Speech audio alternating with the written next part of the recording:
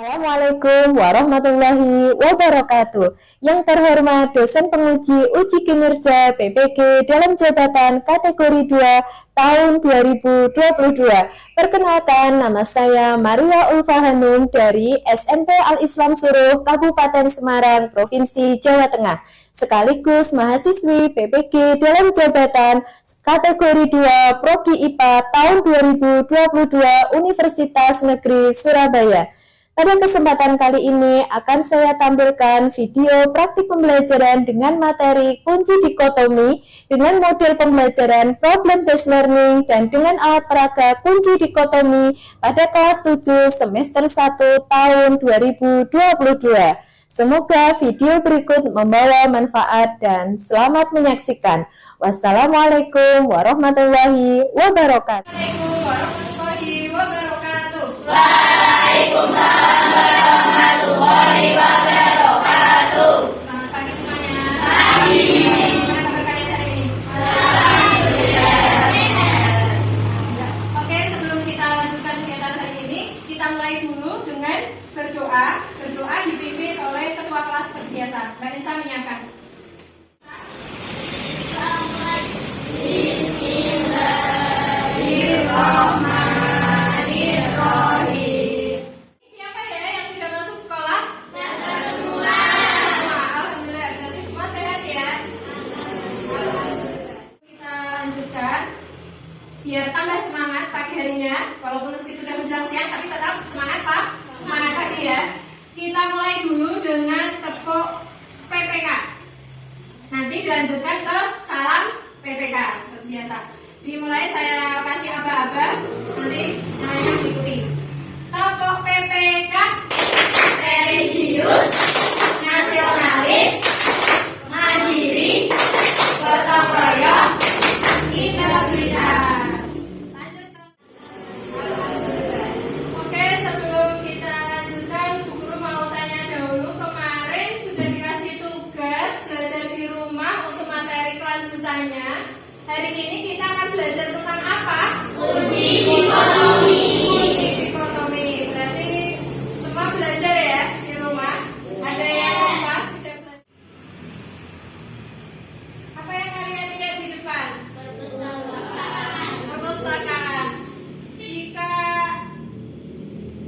penjaga perpustakaan merapikan buku perpustakaan, bukunya yang sudah berantakan, kira-kira yang si penjaga perpustakaan akan mengelompokkan berdasarkan apanya?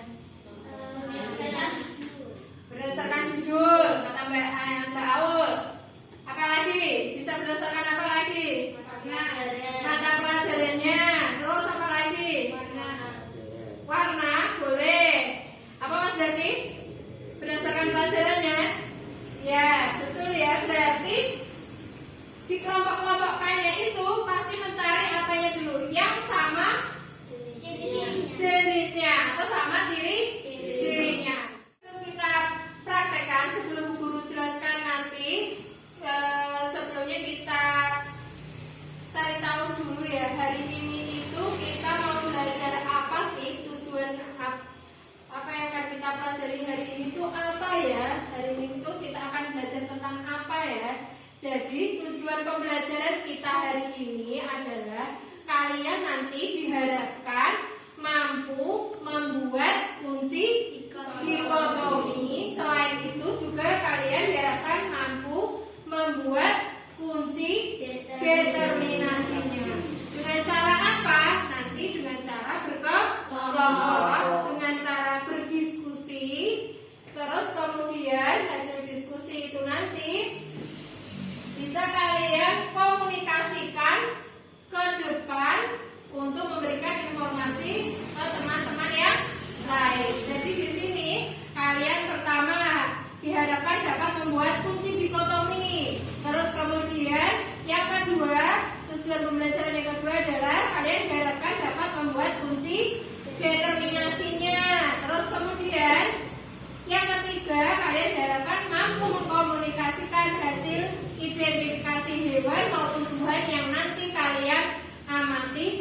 cara berdiskusi kelompok. Di sini nanti waktu kalian berdiskusi, guru juga membuat alat peraganya sehingga membuat kalian nanti mempraktikkan cara membuat kunci dikotomi itu gimana ya, membuat kunci determinasi itu seperti apa ya, itu akan menjadi lebih mudah karena nanti tak bantu dulu dengan alat peraganya. Nanti guru sudah buat alat peraganya, guru kasih nama alat peraga kunci dikotomi.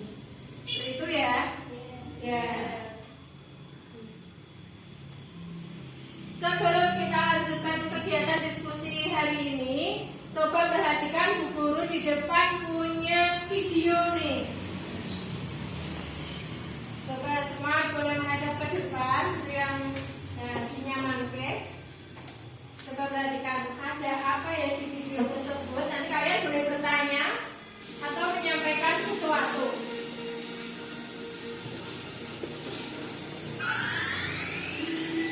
Suaranya jelas? Suaranya jelas? Nampak semua ya?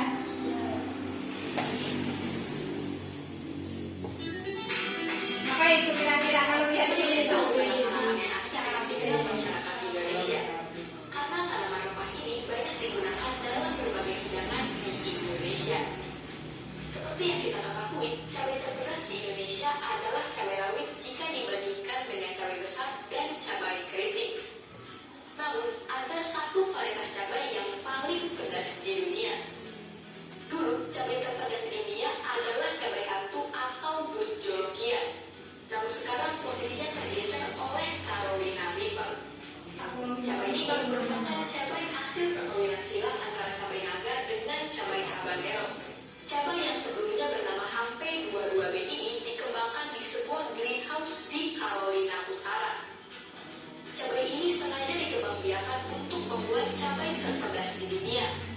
Dan menurut catatan Guinness World Record, tingkat kepedasan dari cabai ini mencapai 1.569.300 skala Scoville menurut tes yang dilakukan oleh Universitas Winthrop di Carolina Utara. Rekor ini tentu mengalahkan cabai But Jolokia yang hanya memiliki 1.1.304 skala Scoville. Sayangnya belum banyak toko sarana produksi di Indonesia yang menjual benih cabai ini. Semoga saja suatu hari nanti benih cabai ini bisa kita jumpai di toko-toko sarana produksi.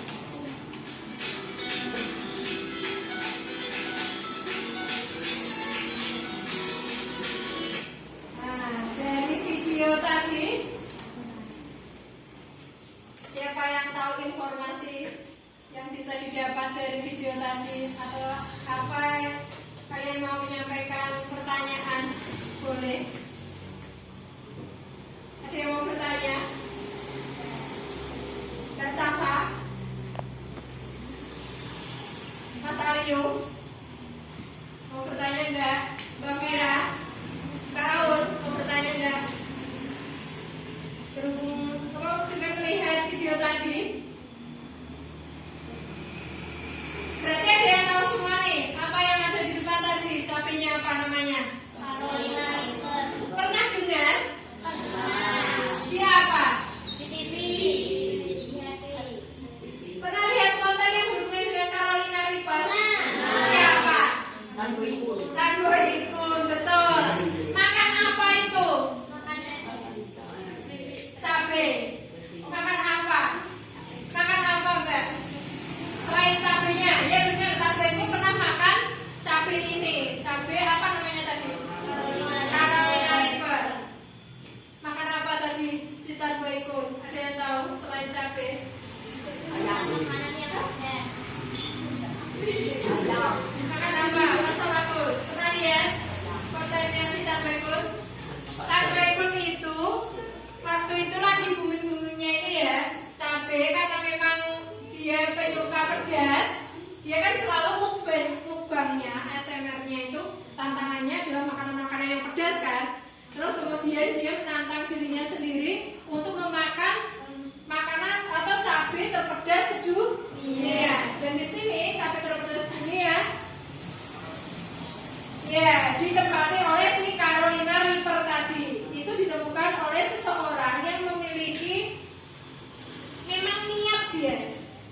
dia itu orangnya itu yang mencilangkan itu memang dia berniat pengen membuat atau pengen menghasilkan persilangan cabenya itu yang paling pedas sedunia nantinya, mengalahkan cabai yang tadinya dari terpedas sedunia yang sebelumnya, yaitu yang dari India.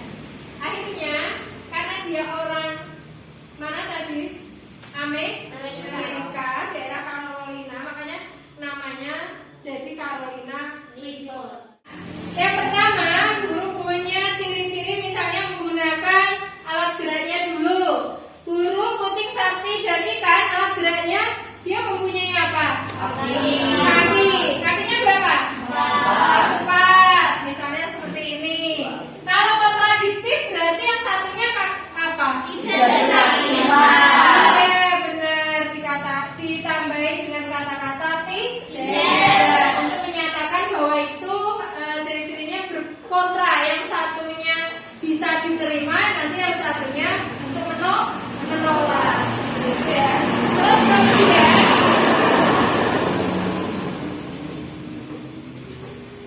untuk yang berkaki 4, Bu Guru bagi lagi nih. Misalnya yang berkaki 4 ada apa aja dulu? Hewannya? Kucing. Terus sapi. Terus ada lagi kan? Kemudian untuk yang tidak berkaki 4 ada apa? Terus ikan. Ini ya. Berarti langkah berikutnya di mana? Kita lanjutkan misalnya yang berkaki 4. Yang berkaki 4 kita bagi, biasanya yang berkaki 4 kalau dilihat dari sistem pencernaannya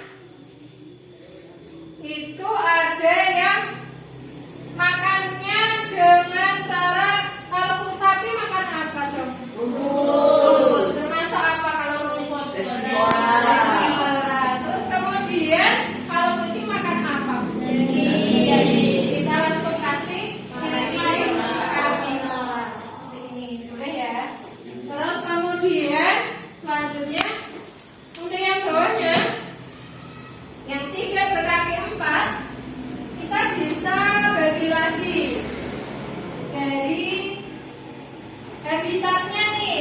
Ada yang tidak berkaki 4 ini habitatnya kira-kira di mana ya tempat tinggalnya? Kalau si ikan di mana? Air. Berarti ada yang hidup di air dan ada yang tidak hidup di air. Tidak di air. Ini di sini kita isi dulu. Yang tadi yang hidup apa? Sapi. Kemudian yang karnivora apa? Kucing. Terus kemudian yang hidup di air apa dong? Ikan.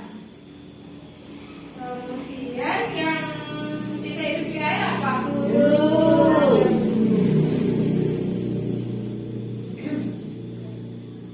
Seperti itu. Terus kira-kira masih ada apa lagi?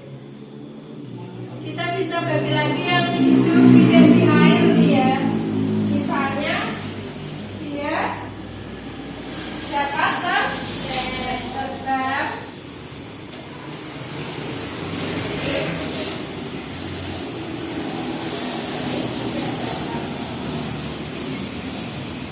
yang dapat terbang adalah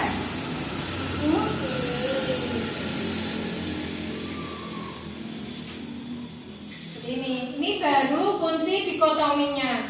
Nah, selanjutnya kita beri angka. Cara memberi nomor tadi, kita harus memberi nomor. Langkah pertama urut dulu dari sini dulu. Kita kasih nomor 1 karena ini sepasang satu kuplet, maka kita kasih 1A. Kemudian yang bawahnya bukan terus angka 2 ya. Kita lanjut ke 1B. Terus kemudian yang berkaki 4 ini kita lanjutkan dulu. Kita kasih angka 2. Terus kemudian yang tidak berkaki 4 kita lanjutkan angkanya, karena sini sudah angka 2, kita lanjutkan ke angka selanjutnya 3. Terus ini boleh 4.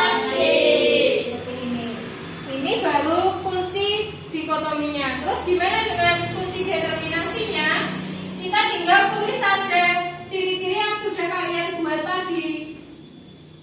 Kunci determinasi.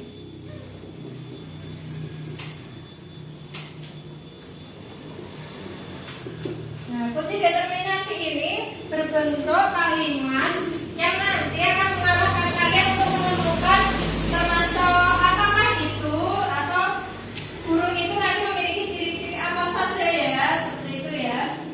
Nah, kita mulai dari yang tulis dulu yang nomor 1. Kunci determinasinya dimulai dari angka 1 dulu. Yang 1A kita tulis 1A. Apa itu tulisannya, ciri-cirinya? Berkaki 4.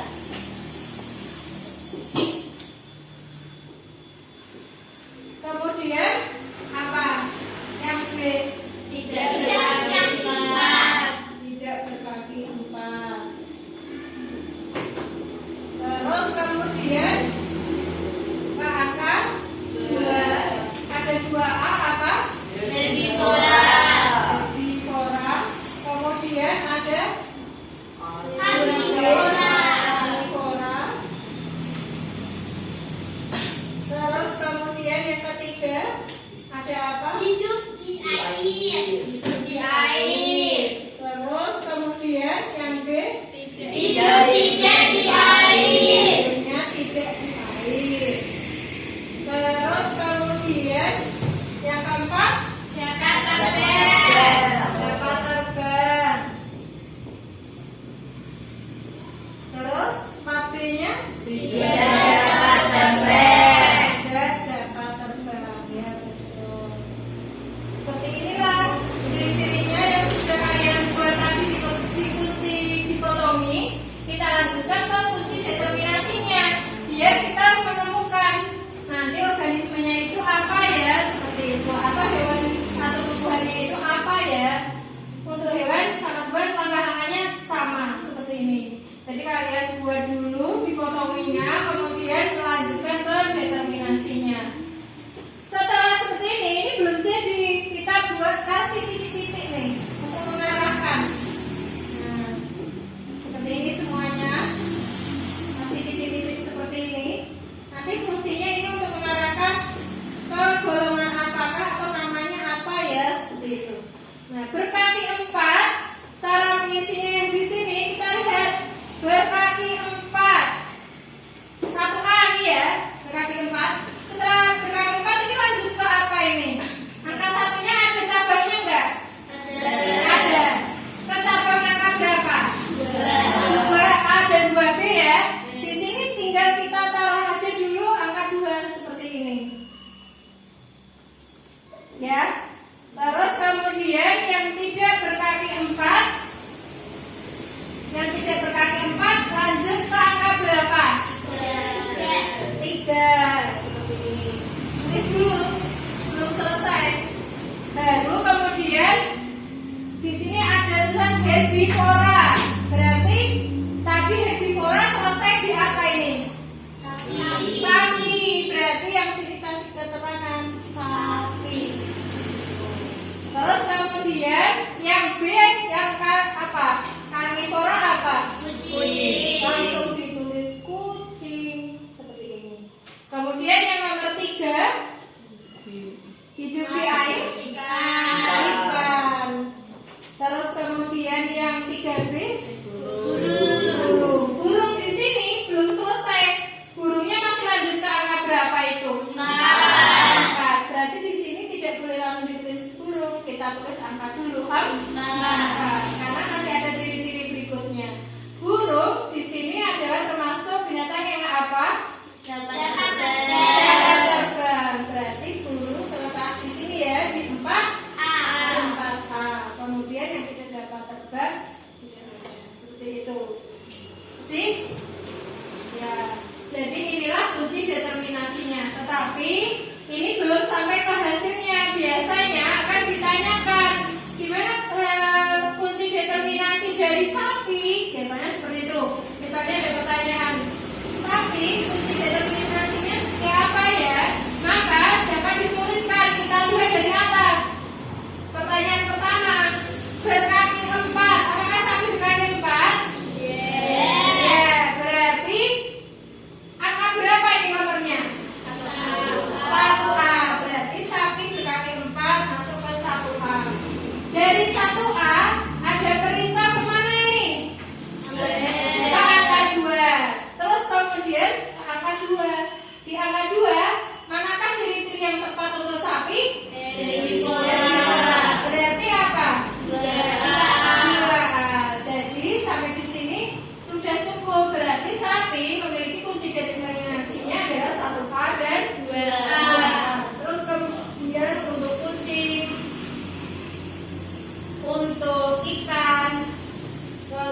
kemudian burung, semuanya langkahnya sama seperti itu. Ada yang bisa tanpa diarahkan dulu? Coba sekarang kucing. Kucing berarti dimulai dari apa dulu? 1A, 1A, terus 2B, 1A, 2B. Karena kucing kami orang, tuh. Terus kemudian yang ikan 1B, 1B, terus 3A, kemudian ketiga A. Terus kemudian sekarang yang burung 1B dulu, terus 3B, 3B, hidup tidak di air ya, benar. Terus 4A, kemudian ke 4A. Seperti ini ya. Oke, apakah susah membuat kunci dikotominya? Ya, baik. Untuk mengetahui apakah kalian benar-benar sudah bisa membuat kunci dikotom dan kunci determinasinya, ayo kita jawab apa yang tadi sudah ditanyakan. Pada kegiatan diskusi kali ini ada sesuatu yang istimewa nih, yaitu guru memiliki 4 amplop berisi, nanti di dalamnya ada hewan, ada tumbuhan, kemudian ada kunci dikotomi yang bisa kalian susun untuk membuat kunci dikotominya. Nah, kalian bebas memilih. Biar adil, saya ajak nanti perwakilan satu-satu dari masing-masing kelompok. Yang menang duluan nanti boleh memilih mana LKPD yang akan dikerjakan. Kenapa kok harus memilih sih Bu? Karena di sini itu nanti LKPD antara satu kelompok dengan kelompok yang lain itu guru buat berbeda. Jadi biar adil, berarti kita buat permainan homipa dulu. Perwakilan salah satu kelompok boleh maju ke depan. Siapa yang mau maju untuk bermain homipa ke depan? Ayo, siapa? Ilham, Mas Rangka, homipa coba.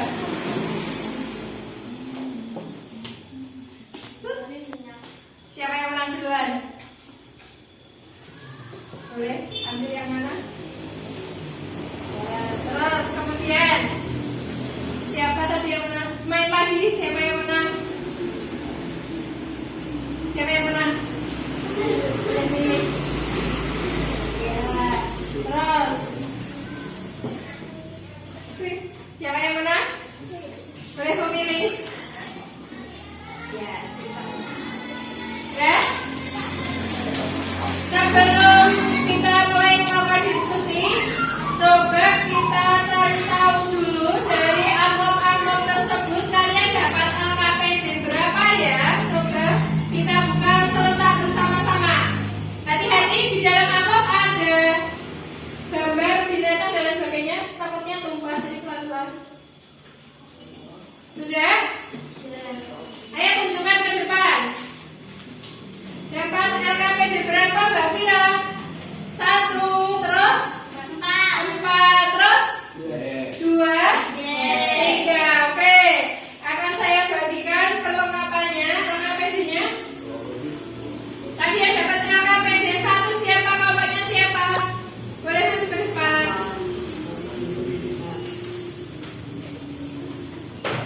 LKPD 1. Terus kemudian yang LKPD 2 siapa ya? LKPD bawah ini masih kecil. Terus LKPD 3, LKPD 4.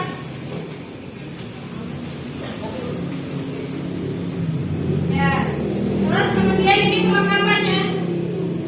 LKPD 1, 2, 3, 4 boleh masuk ke depan mengambil. LKPD berapa, Mbak? Nih, LKPD berapa? 3. Terus kemudian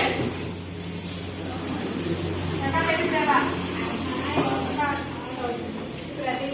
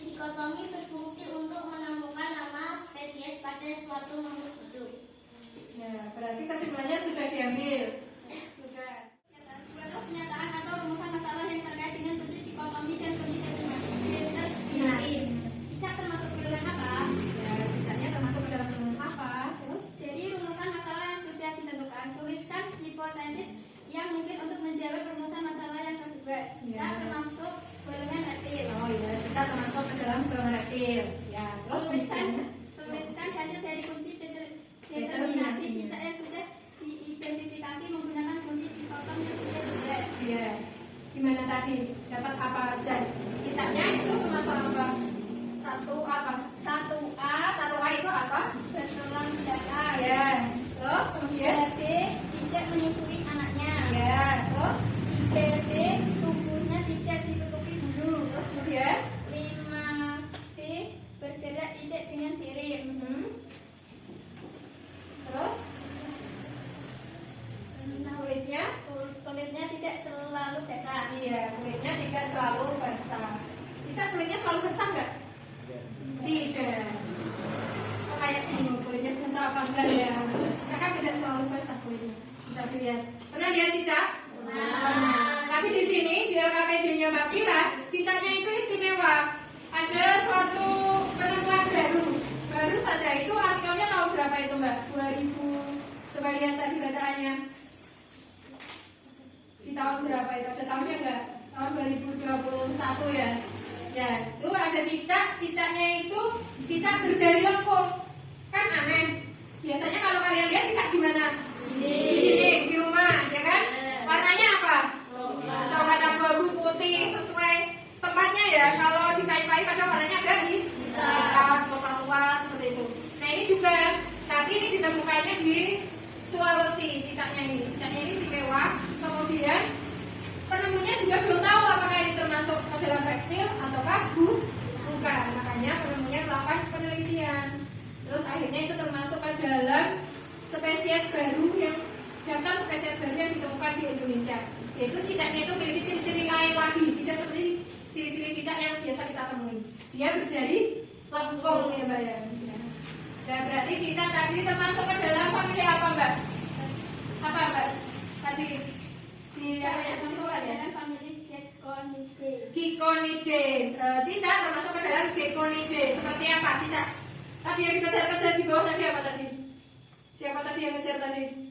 Tokek, iya betul. Tokek sama cicak itu sama-sama dalam kelompok Geckonidae, famili Geckonidae. Betul. Terus kesimpulannya Mbak, masuk ke kesimpulannya. Dari hasil diskusi kesimpulan kita membuat indikator dan informasi yang sudah kami ditemukan. Cicak termasuk ke dalam famili Geckonidae. Terus silakan lagi manfaat dari kunci dikotomi dan kunci determinasi. Manfaatnya yaitu untuk memudahkan dalam mengidentifikasi ciri-ciri makhluk hidup yang ditemui. Ya. Terus Menentukan tingkatan takson hingga menemukan nama spesies makhluk hidup menggunakan kunci-kunci tertentu berdasarkan karakteristik makhluk hidup. ya, berarti fungsi dari kunci dikotomi tadi adalah untuk memudahkan dalam identifikasi. Identifikasi itu kita mencari persamaan maupun perbedaannya, ya. Terus kemudian tadi untuk menemukan nama ya. Apa tadi Mbak? Menemukan apa tadi yang bawah yang kesimpulan yang kedua? Kesimpulan yang kedua tadi loh. Menentukan tingkatan takson hingga kok? Hingga menemukan nama spesies. Iya, berfungsi untuk menentukan tingkatan taksonnya dan juga akhirnya ketemu ini spesies apa. Tadi tingkatan taksonnya, familinya ketemu Geckonidae. Seperti itu ya. Ya, kita berikan tepuk tangan untuk kelompoknya Mas Fakih, Mbak Vira, dan Mas Ramka, Mbak Wilda. Tepuk tangan.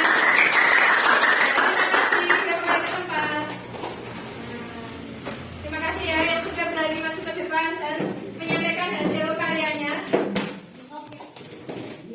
Ya, dari hasil kegiatan diskusi kelompok tadi, maka dapat diambil kesimpulan untuk kunci determinasinya. Kunci determinasi itu apa ya? Apa ya tentang ciri-ciri makhluk hidup. Jadi mulai ciri-ciri yang apa dulu? Terus kemudian ke khusus. Sudah mati Mbak? Belum? Sudah ditutup. Kalau sudah ditutup, laptopnya sudah mati.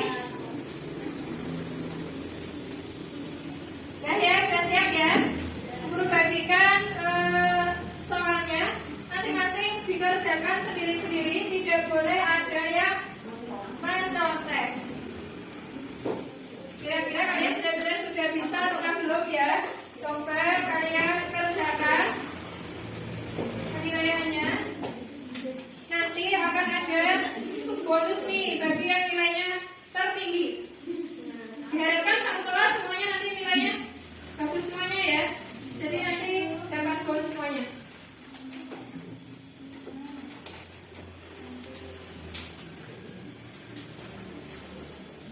Sudah semua? Sudah? Boleh mulai dikerjakan. Ayo kerjakan masing-masing, tidak boleh bertanya sama temennya. Kerjakan sendiri-sendiri. Terus kemudian jangan asal ya, kerjakan yang sungguh-sungguh biar dapat nilai yang bagus.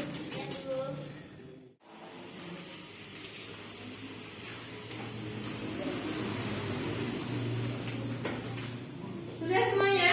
Sudah. Kalau gitu perwakilan boleh mengumpulkan menjadi satu.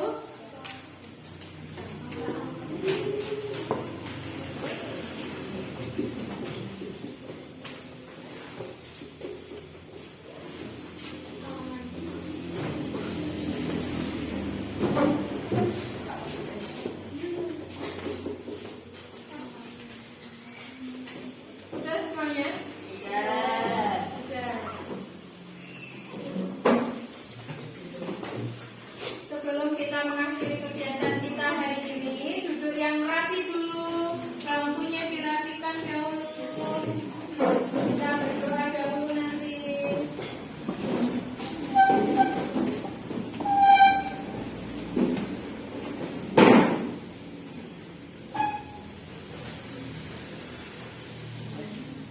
Sudah semuanya? Ya. Semoga apa yang kita lakukan hari ini, apa yang kita pelajari hari ini membawa manfaat. Tidak lupa untuk pertemuan berikutnya, karena ini belum selesai ya. Klasifikasi, kalau kemarin kita belajar tentang klasifikasi makhluk hidup, dan hari ini kita belajar tentang kunci dikotomi dan kunci determinasinya. Berikutnya kita masih akan belajar seputar tentang klasifikasi. Tetapi kalau kemarin yang makhluk hidup, berarti berikutnya tentang yang apa? Ada yang tahu? Benda. Benda itu termasuk ke dalam materi. Jadi untuk pertemuan berikutnya kita akan belajar tentang klasifikasi materi atau benda ya. Nah tugasnya kalian di rumah adalah membaca